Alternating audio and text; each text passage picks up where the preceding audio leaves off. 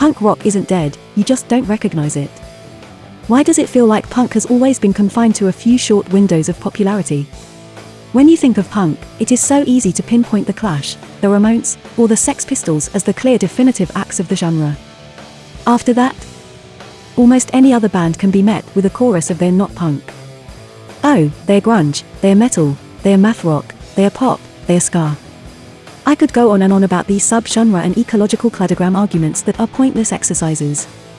For a genre with such a rich history and thriving culture, why does it hate itself so much? While metal isn't a perfect analogy, it is a good example of a genre that has learned not to gatekeep nearly as much as it used to. Death metal is wildly different from power metal, which is wildly different from thrash, and everyone accepts that as the truth.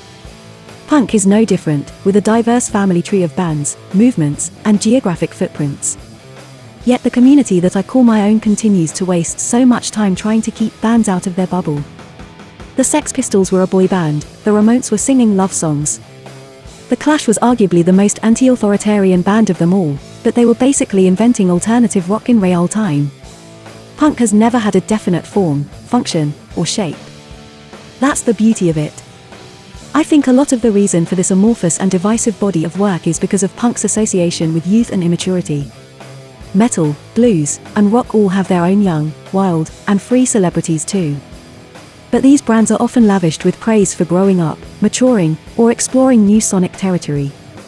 When a punk band matures, they are dubbed a sellout, or relegated to pop punk. The truth is that punk rock has never died, petered out, or gone away. Its biggest acts are just often classified in non-punk genres. Nirvana is 100% a punk band, even though they are duly credited for starting the grunge movement. But they have more in common with the Clash or Black Flag musically than they do with Pearl Jam or Soundgarden. Green Day, Blink-182, and The Offspring all achieved massive mainstream success under the pop-punk moniker. But make no mistake, they are fully fledged punk bands that got their start the same way the Ramones did, by playing any and everywhere they could within the local scenes. Rage Against the Machine is another amazing example of a band that is 100% punk in terms of their delivery, message, and attitude. But people struggle to classify them as a branch on the punk music family tree. Why? Punk, hip-hop, hard rock, whatever they are the evolution of the Clash or Black Flag in real time. Punk rock simply evolved into a much more ill-defined genre than other major rock-based movements. And more importantly, the DIY and careless personalities of punk don't share the same love for documenting and transcribing history the way many in metal and rock have devoted themselves to categorizing and classifying genre history. This is best exhibited by more modern punk bands, including the genre-bending work of Fiddler, Destroy Boys, The Regrets, The Chats, Fontaines DC, and Chubby and the Gang. Pop, funk, blues, psychedelic, rockabilly, and surf styles have all been embraced by this new wave of punk and garage bands.